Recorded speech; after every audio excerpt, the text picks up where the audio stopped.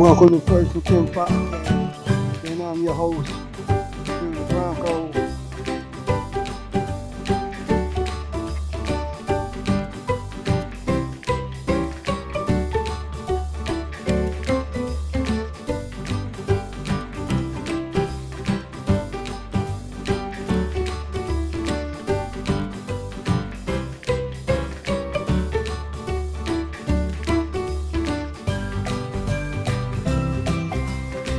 What's going on out there? Welcome to First and 10 Podcast with your host, and I'm the Bronco. Just here, want to reacting to the moves that the Denver Broncos made so far in free agency. Right, and I think they did more than pretty good, right? Excuse me.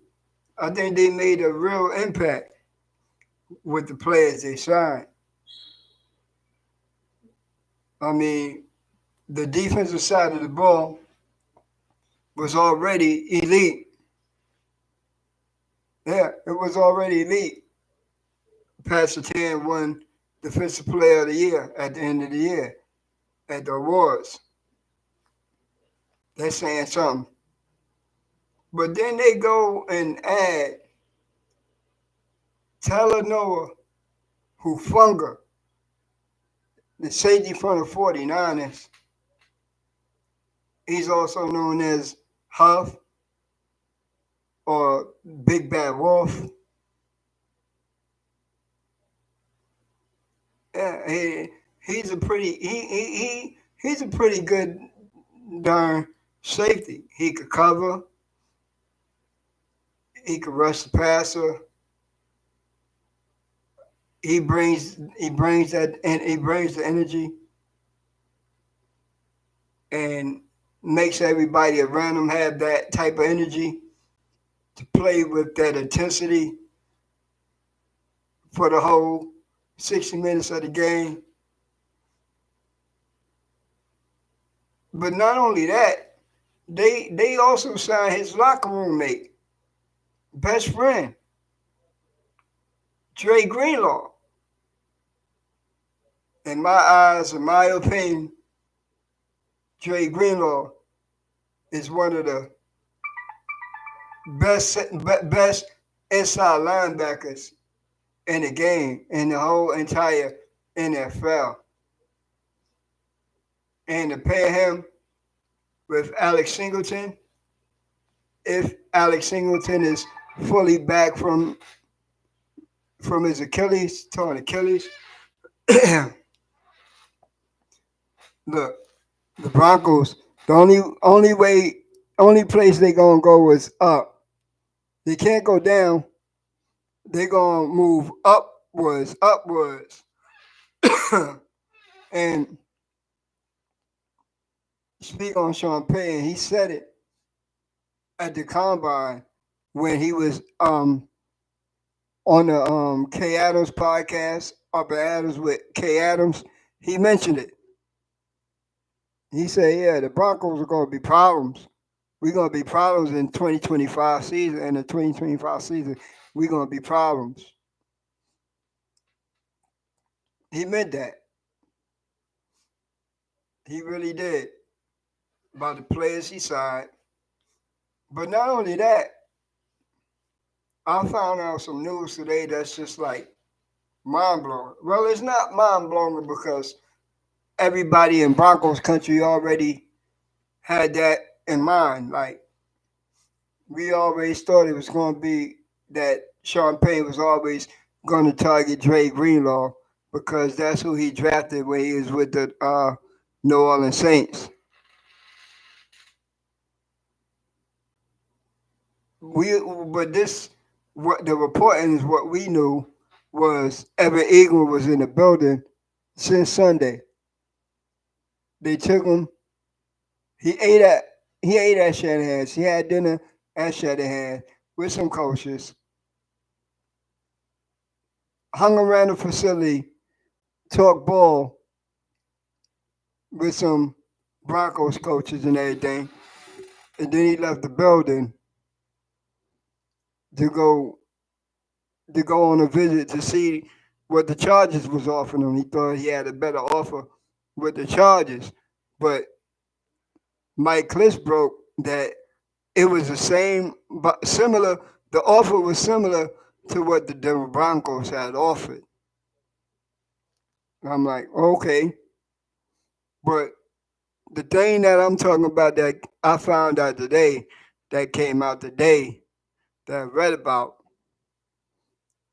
the Broncos' first target was going to be Jawan Johnson, and along with that, the news broke that it was the Broncos, the Seahawks, the Broncos, the Seattle Seahawks, and a few other teams that had reached out to him, but he went and read up with New Orleans to stay with the New Orleans Saints.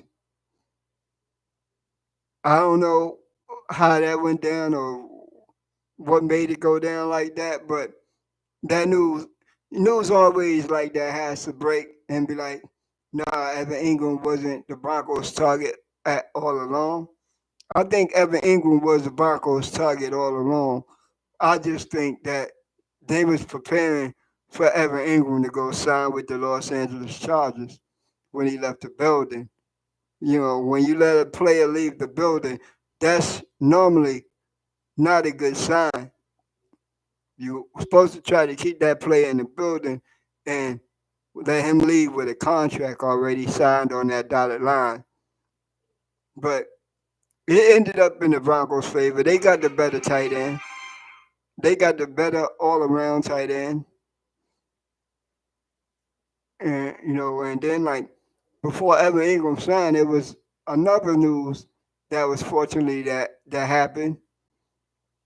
We all know that Tremont Smith went to sign his deal with the Houston Texans, so he's not coming back to Denver. So Denver had to go find a special teams ace, another gunner.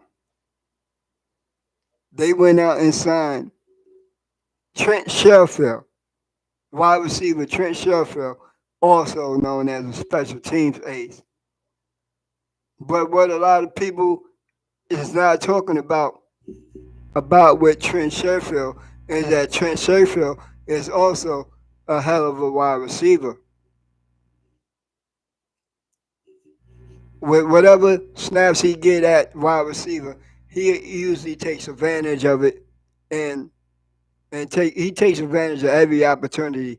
And what I like about Trent Sherfield, he's that kind of you tell me what you want me to do and I'm gonna go out there and get it done type of guy. That's how Trent Sherfield is.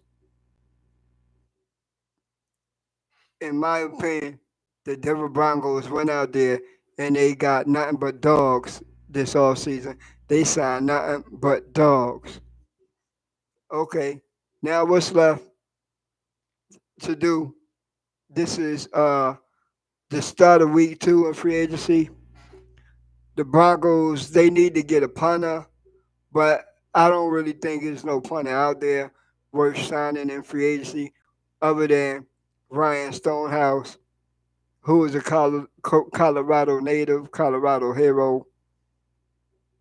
But I think they said no to him. So I think they're going to turn their options to the draft and they're going to draft a punter. No running back signed either. I think they're going to turn their attention to the draft and draft a running back, whether it be in the first round or the second round or whichever round it is. But I think since they got their tight end, even though it's a 2-year deal, he's someone that that's a placeholder that's going to teach whatever tight end they draft, you know how about the game, to break them in like that. So it'll be easier for the college player to transition from college to the NFL. So I'm like, I'm just waiting on more news to break. I do not. I really don't. I like doing live streams, but I kind of got hooked on doing premieres. So I'll be doing live streams and premieres, but I'm also going to be going live draft day. The first 2 days of the draft, I'll be going live for that event. And whatever breaking news there is, I'm gonna get it out some way, whether it be through live streaming or whether it be through a premiere or I do a short video. It's gonna get broke. And just gonna sign off here and say, go Broncos. Go Broncos. Let's go.